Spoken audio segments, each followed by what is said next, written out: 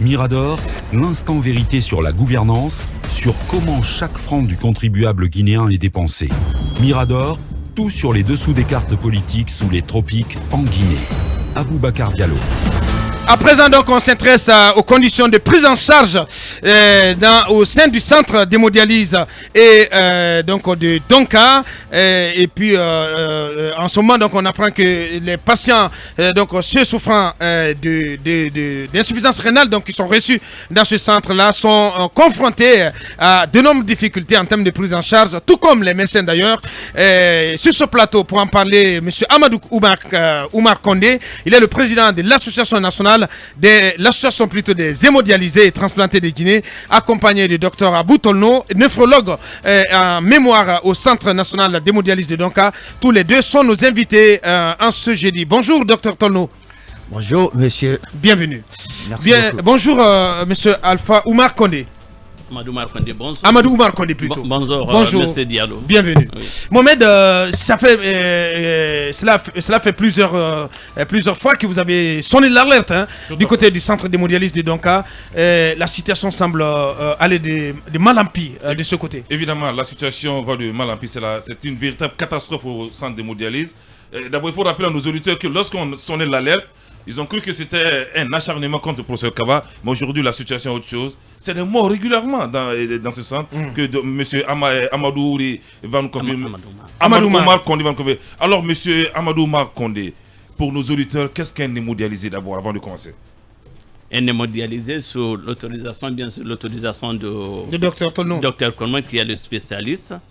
Et ces malades qui souffrent de l'insuffisance rénale et qui est en phase de traitement par un générateur à travers un rein artificiel. Et comment ça se passe? Vous en souffrez depuis quand? Bien. Pas vous donc. Docteur, oui. Là-dessus, quelle précision davantage? Merci beaucoup de nous avoir invités à votre antenne. Comme vous l'avez dit, l'insuffisance rénale, c'est une maladie, c'est une défaillance des reins, du fonctionnement dans son cadre normal. C'est qui amène les gens vers la dialyse. Et la dialyse, ce n'est pas, c'est un traitement de survie. C'est pas une maladie, mais c'est un traitement de survie. La dialyse permet. En quoi elle consiste, la dialyse? Je vous en explique. Bien. Merci beaucoup. Alors, la dialyse permet de prolonger la vie des insuffisants rénaux. Et lorsque le rein ne fonctionne plus, nous utilisons le rein artificiel. Et ce rein artificiel joue le rôle d'un rein naturel. Ce qui permet de dépurer les déchets que le rein naturel devrait éliminer, ce qui fait que chacun de vous, comme moi, quand nous urinons, nous constatons des odeurs suffocantes. Ouais. Alors si ces odeurs-là n'étaient pas éliminées, alors c'est dû donc à l'insuffisance rénale, donc à la défaillance du fonctionnement des reins dans le cadre normal. Donc si donc le rein artificiel n'est pas utilisé, ces toxines-là vont rester dans l'organisme. Ouais. Et ce qui va faire que lorsque ces toxines-là vont augmenter de niveau, on constatera des édèmes au niveau des membres inférieurs des patients. Vous verrez à un moment donné, l'acide va se constituer au niveau de l'abdomen. Le matin, vous verrez le patient, il va être bouffi. Ouais. Alors, les déchets qui devraient être éliminés ne sont plus éliminés. Ils deviennent toxiques pour l'organisme. Ils commencent à attaquer le rein lui-même. Mon Dieu. Ils commencent à attaquer l'estomac. En ce moment, le malade se met à vomir de façon incoercible. Et dès que ces toxines-là vont attaquer le cerveau, alors il y a des troubles de mémoire qui commencent et le malade va raconter de n'importe quoi. Bien. Et si on est au village, tout de suite on va penser que la personne est sorcière. Et aujourd'hui, à date, quelle est la situation? Parce que nous avons, en préparant cette émission, nous avons plusieurs fois parlé. J'ai discuté avec le professeur Kaba également. Oui. Les responsables et les médecins en charge de ce centre semblent dépassés aujourd'hui par les événements à cause des capacités d'accueil assez limitées de ce centre. Dr Tono va en parler tout à l'heure. Mais sur les conditions de prise en charge des hémodialysés, quel est l'état des lieux? Au fait, pour parler des conditions de prise en charge des malades hémodialysés, là, il faut le souligner. Pour le moment, comme vous le savez, le centre est débordé. Franchement, on ne peut pas prendre tous les malades. Au niveau du centre national. Vous êtes au total combien? Présentement, il y a 260 malades dialysés et avec des séances Il faut rappeler que c'est le seul centre. C'est le seul centre national de Déjà. dialyse en République de Guinée. En République de Et Guinée. construit depuis 2002. Depuis 2002. Bien. Et en parlant de ça, du centre, nous avons tellement lancé des plaidoyers auprès des autorités pour la décentralisation. Je me rappelle, l'association des démodialisés en 2018 avait envoyé même un courrier à l'Assemblée nationale afin de pouvoir décentraliser le seul centre pour éviter les pires. Et là, nous sommes dans une situation, si vous voulez, très critique si l'État n'intervient pas. Bien, donc aujourd'hui, le centre est en surcapacité, docteur, ce qui fait que vous êtes contraint de réaménager, de réduire le nombre de séances possibles pour chaque dialysé. Merci pour cette question. Mais dorénavant, je m'inscris d'abord en faux contre M. Condé, M. Kaba, qui dit qu'au centre de dialyse, c'est de mort en cascade. Ça, je m'inscris en faux. Je sais que c'est le seul centre mais public. il y a des morts quand même, docteur. Il y a des morts comme dans bien tous sûr. les hôpitaux. Et s'il vous plaît. quotidiennement. Il y a des morts partout dans les services. Ça, je Et m'inscris en quotidiennement. faux. Et quotidiennement, Pas forcément monsieur. quotidiennement. ça- Regardez-moi. ça- non, mais non, attends. Je vous regarde, je vous le dis, je Très m'inscris bien. en faux. Mais je vous dis, Contre cette allégation. c'est Bien. une contre Il y a vérité de des votre morts, part. il y a des Mohamed, morts on va l'écouter dans quand tous même. les services. Oui, bien sûr, on Il y va a des l'écouter. morts dans tous les services. Bien. Ça, je m'inscris en faux Mais- contre cette allégation. Ouais. Voilà. Bien. Mais ce qui est sûr, ces derniers temps, ce qui est sûr, je m'en vais vous dire, Oui. Kaba, je vais vous dire que Oui. le Centre national de dialyse a été créé en novembre 2002, qui avait une capacité de 5 postes jusqu'à l'arrivée d'Alpha Condé au pouvoir. Donc on ne pouvait pas prendre plus de 30 malades sur les 12 millions de Guinéens que nous sommes. Alors, depuis son arrivée, nous sommes passés donc de 5 machine. machines à 30 aujourd'hui, grâce à une maison privée de Tokushukai, où j'ai été Donc à date, il n'y a que 30 machines au centre d'hémodialyse de au Donga. centre de dialyse pour une capacité, pour une Et- capacité Oui. réelle de 200 malades. Bien. Alors, Alors, nous sommes- alors que nous sommes on continue à d'en- 260 patients en ce moment. on continue d'en parler dans un instant. On continue donc de nous intéresser à la situation, on va dire alarmante de ces patients souffrant donc d'insuffisance rénale au centre d'hémodialyse de Donka. FIM FM, Mirador, Parole directe, l'interview vérité ou la fine bouche ébanie. Mirador, ici, la parole est directe. Allez Mohamed, donc on continue cette interview avec nos invités. Alors, docteur Tolno, pourquoi de 3 séances, vous êtes revenu à 2 séances? merci beaucoup pour Question cette... fondamentale. Parce que Merci. là, c'est une question de survie Merci, là. merci beaucoup pour cette question. Ça fait partie de nos préoccupations. Je voudrais justement aborder cette question par le débordement dont nous vivons actuellement par rapport à la capacité initiale. Initialement, on devrait dialyser 120 patients. Nous sommes aujourd'hui à 260. Et du coup, vu le nombre de machines que nous disposons et vu la population, tous les jours nous recevons des patients, nous sommes De nouveaux incapables- patients de nouveaux patients tous les jours. Tous les jours. Tous les jours, on peut avoir minimum 2. Nous sommes incapables donc de Mais là, dialyser. donc, la situation est très grave en Guinée. Nous sommes incapables actuellement alors de prendre tous les patients en charge. À plus forte raison, parler de 3 séances. Le minimum déjà 2 qu'on doit donner avant de passer à 3. On est incapable depuis qu'on est là-bas. Par rapport au nombre de machines. Ce qui fait que nous, ici, notre présence, c'est de faire un plaidoyer. Comment les nouvelles autorités peuvent rapidement créer un nouveau centre dans les 2 grandes communes, soit Ratouma, soit Matoto, même si c'est 20 postes, pour nous permettre de prendre les nouveaux patients qui nous arrivent de toutes les régions.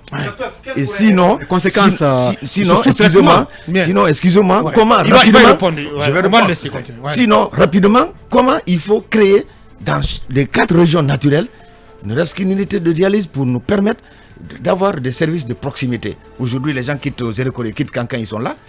Il y en a qu'on leur propose des traitements, ils refusent parce qu'ils n'ont pas où loger, ils n'ont pas le transport. À plus forte raison, parler de la nourriture et les médicaments accessoires qui ici s'ajoutent. Voilà les difficultés auxquelles on fait face. Peut-être l'autre plaidoyer, c'est aussi très rapidement renforcer les capacités d'accueil du centre. Bien sûr, bien Est-ce sûr que que c'est oui. possible? Est-ce qu'il y a les infrastructures existent pour recevoir plus de machines dont vous n'en disposez maintenant? Bon, en ce moment, c'est de construire. C'est de construire. Il n'y a pas de capacité. Non, il y a pas ma, de... ma question, est-ce que vous êtes à mesure d'accueillir plus de 30 machines dans vos installations?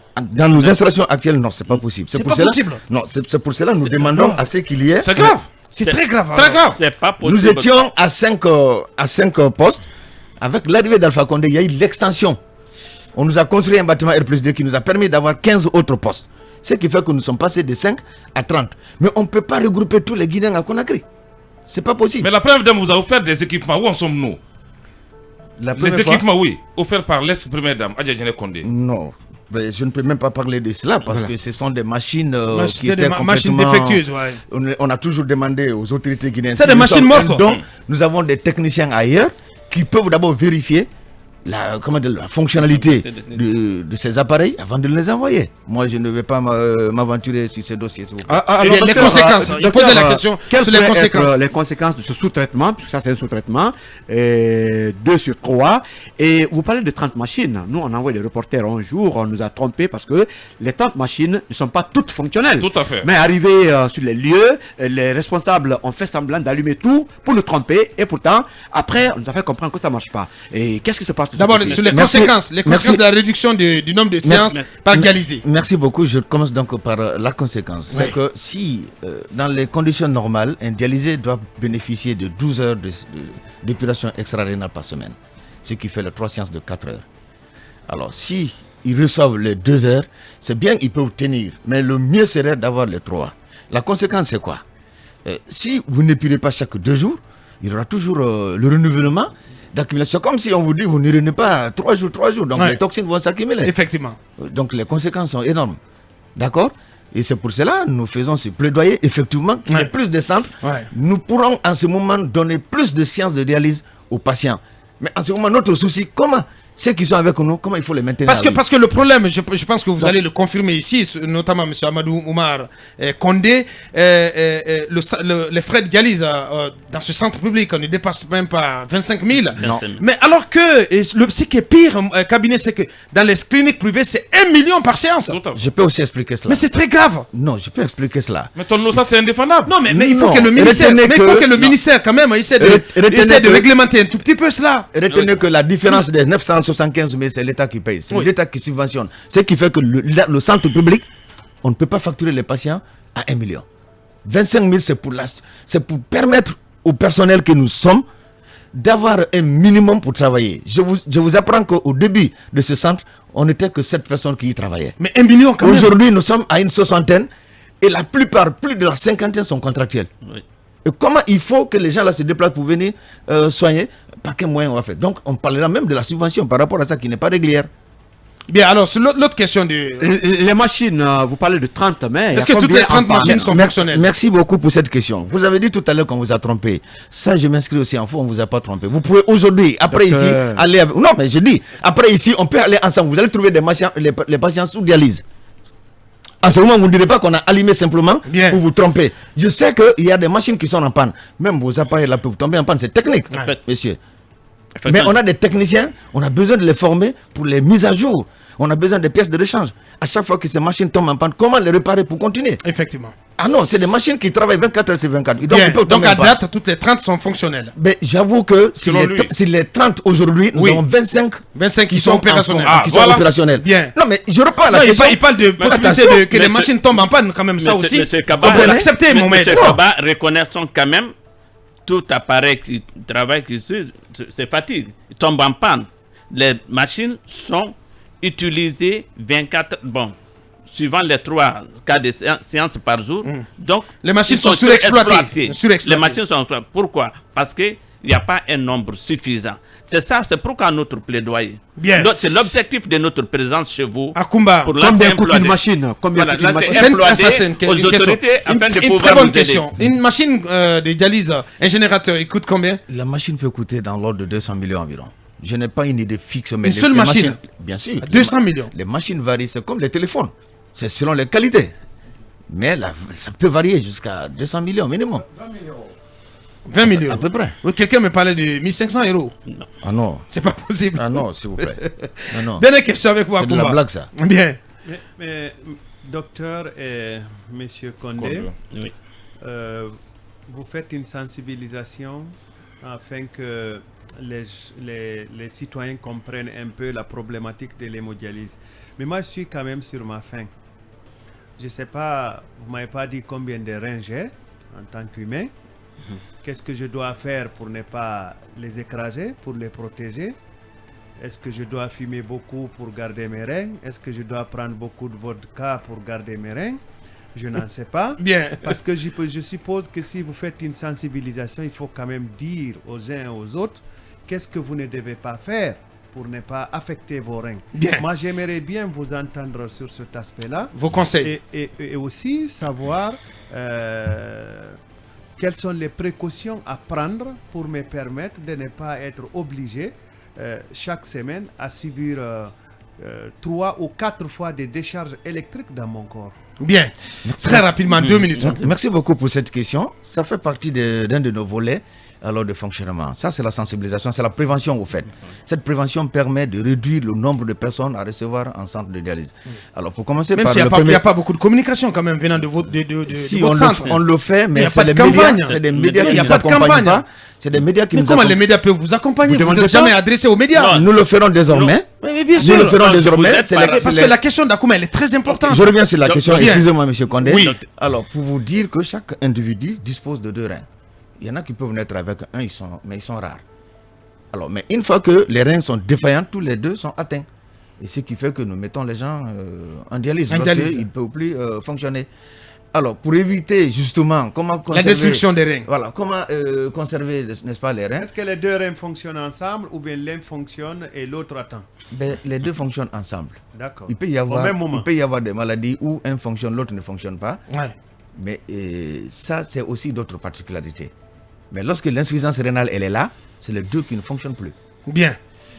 Et pour éviter donc d'aller... Parce qu'on peut vivre avec un rein, un seul rein. Bien sûr. Donc lorsqu'on a un rein qui fonctionne, l'autre défectueux, on n'est pas obligé d'aller en dialyse. À partir du moment où la transplantation déjà se fait un seul rein, sur seul rein, il essaie de faire un double travail. Bien. Donc ça veut dire qu'on peut vivre avec un seul rein. Alors qu'est-ce qui endommage le plus les reins? Alors le plus de reins en général, il faut savoir que les facteurs les plus importants qui amènent les gens en dialyse ou qui développent l'insuffisance rénale, c'est le diabète, c'est la tension. Mais au-delà, il y a l'automédication. Les gens qui aiment prendre, n'est-ce pas, les anti-inflammatoires non stéroïdiens de façon continue pour dire qu'ils sont fatigués.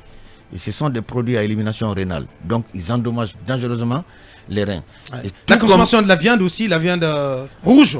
La viande rouge, bon, ça c'est quand les reins ne sont pas dans les normes qu'on peut défendre. Comment il faut éviter d'en consommer assez. Mais là aussi, il faut toute chose quand il y a de l'abus, alors il y a des problèmes. Il n'y a pas que au niveau des reins. Toute chose quand il y a l'abus, il y a des problèmes. Et les boissons alcoolisées et les boissons énergétiques. Énergétiques, on ne maîtrise pas les compositions, ça fait un problème.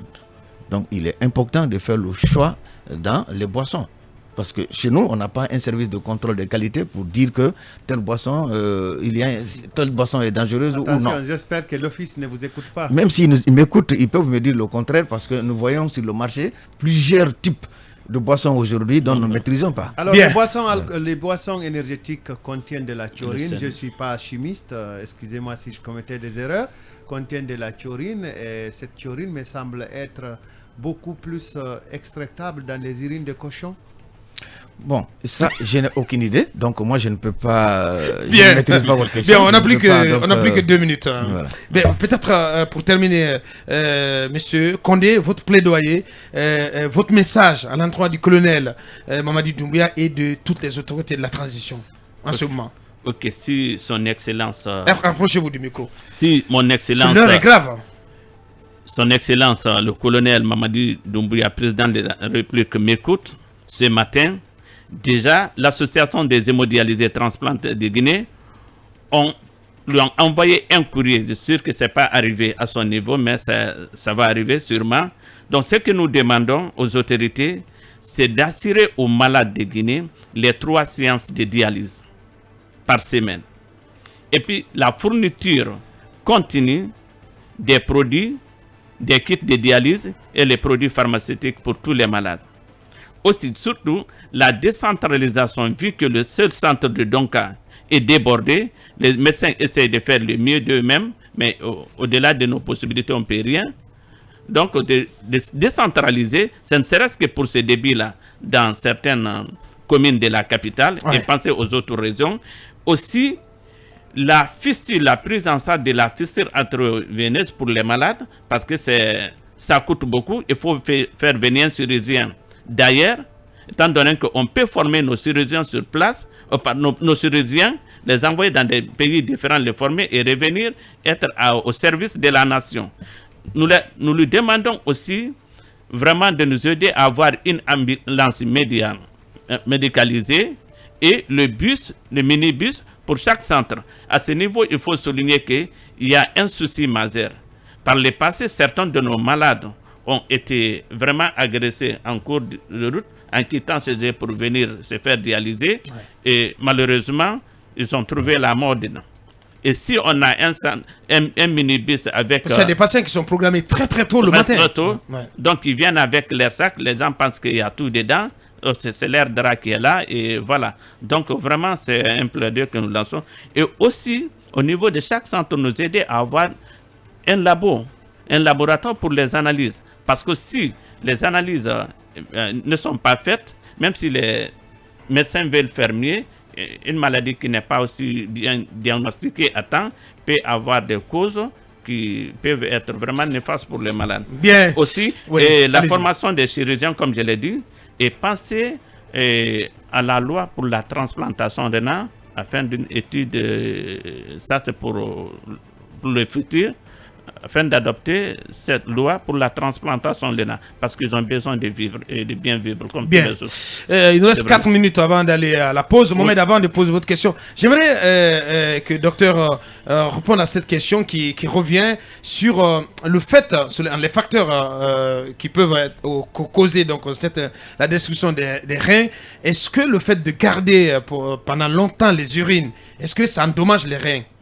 Merci beaucoup pour cette question. Parce que cela s'explique par le fait que dans les centres urbains comme Conakry, il y a un problème il y a un manque de toilettes publiques, notamment. Merci beaucoup pour cette question. Ça fait partie justement des infections urinaires. Parce que plus vous gardez les urines, alors ça peut amener aux infections urinaires. Et les infections urinaires aussi font partie des aspects qui endommagent les reins. Oui. Allez-y. Voilà, donc les infections urinaires en répétition, tout comme des hématuries, y compris garder aussi des urines de façon prolongée, ça peut amener aux infections urinaires. Et les infections urinaires. Donc le conseil c'est qu'il ne faut pas les garder. Il ne faut pas garder que ce soit les hommes, que ce soit les femmes. Ouais. Oui, ça se remarque beaucoup chez les femmes qui aiment trop garder les urines. Il faut faire attention. Et surtout qu'il n'y a pas de toilette publique dans notre capitale. Ouais, bien. Mohamed, dernière question. Alors docteur Tono, j'ai 2 petites questions pour terminer. On a 2 minutes, Mohamed. Oui, quels sont les interdits d'un hémodialysé? Qu'est-ce qu'il ne doit pas faire? Et la seconde question, un appel d'offres devait être lancé pour la livraison des intrants au centre d'hémodialyse. Où en sommes-nous aujourd'hui? Qui livre les intrants au centre d'hémodialyse? Très rapidement, en 1 minute. Oui, très rapidement, parce que j'ai aussi un plaidoyer à faire pour la suite. Allez-y, donc vous avez 2 minutes en tout. Voilà. Donc, pour la fourniture, nous avions été livrés hier pour le reste de l'année.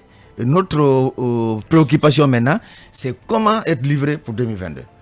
Très bien. Alors, les interdits chez les patients hémodialysés, c'est d'éviter de boire trop d'eau. À partir du moment où ils n'urinent plus, c'est des patients qui sont anuriques. Ils ne gagnent plus même une goutte d'urine. Donc il faut éviter de boire plus qu'on élimine. Et si ce n'est pas maintenant l'épuration extra-rénale où on met le poids, qui élimine donc l'excès du poids, ça devient très très difficile pour eux. Bien, enfin votre plaidoyer. Il faut aussi prendre les médicaments régulièrement. Bien. Donc pour le plaidoyer, je voudrais dire ici que dans un premier temps, en urgence pour notre centre, vu déjà on est débordé par la capacité et sur le plan financier, on n'est pas subventionné sur les 4 trimestres de l'année, il n'y a qu'un seul trimestre qui a été payé. Donc ça fait un problème par rapport au personnel que nous disposons. Alors, il y a 3 volets que je vais évoquer. Dans un premier temps, en urgence, assurer donc le paiement des fournisseurs pour terminer l'année 2021, ce qui fut fait récemment. Alors, assurer donc le paiement de la subvention complète du Centre national d'hémodialyse pour l'année 2021, disposer des pièces de rechange et les générateurs de traitement d'eau, disposer de 5 générateurs tout neufs pour compléter le manque à gagner, lancer donc la commande de kits de dialyse pour l'année 2022, doter le centre d'hémodialyse d'une ambulance médicalisée. Le deuxième volet, c'est dans un second temps, alors, à moyen terme, établir un contrat de maintenance technique renouvelable avec le fournisseur, assurer donc la formation continue du personnel technique et infirmier, disposer d'un incinérateur, d'un groupe générateur donc de 100 kVA au Centre national de modélisme de Donka. Assurer un recrutement global des agents au Centre national de modélisme, techniciens et infirmiers au cours de la fonction publique. Bien, docteur. Et donc, en troisième lieu, alors, dans un troisième, le troisième plaidoyer, donc à long terme, mettre en place une unité de dialyse dans chaque région naturelle, mais aussi créer des centres de dialyse à la longue dans les 8 régions administratives. Bien. Peut-être aussi mon plaidoyer, parce que parlant de démodialiser, c'est que le gouvernement aussi essaie de penser aux frais de prise en charge des dialyses, des séances de dialyse dans les cliniques privées, si le gouvernement peut faire un effort à ce niveau, parce que 1 million par séance, c'est insupportable, tout simplement. C'était ce qu'on pouvait dire sur cette situation assez alarmante. L'heure est grave au niveau du centre d'hémodialyse de Donka. C'était donc Amadou Oumar Kondé, président de l'association des hémodialysés transplantés de Guinée. Docteur Abou Tolno, nephrologue dans ce centre. Grand merci à vous. Merci d'avoir répondu à notre invitation. L'émission continue dans 6 minutes exactement.